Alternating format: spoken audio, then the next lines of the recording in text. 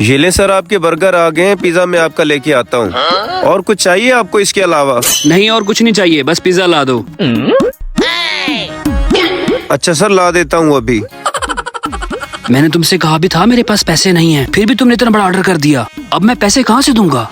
तुम बिल की टेंशन ना लो, उसका हल है मेरे पास। तुम्हारे पास पैसे हैं? पैसे तो नहीं है मेरे पास, लेकिन एक आइडिया है मेरे पास। बस जैसा मैं कहूँ तुम वैसा करते जाओ। अच्छा, जल्दी से बताओ मुझे करना क्या है। इधर आओ, मेरी बात सुनो।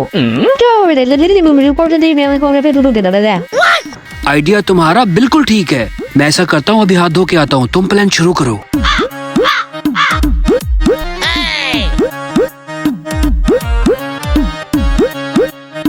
ये लें जनाब, आपका पिज्जा हाजिर है। और चाहिए कुछ आपको?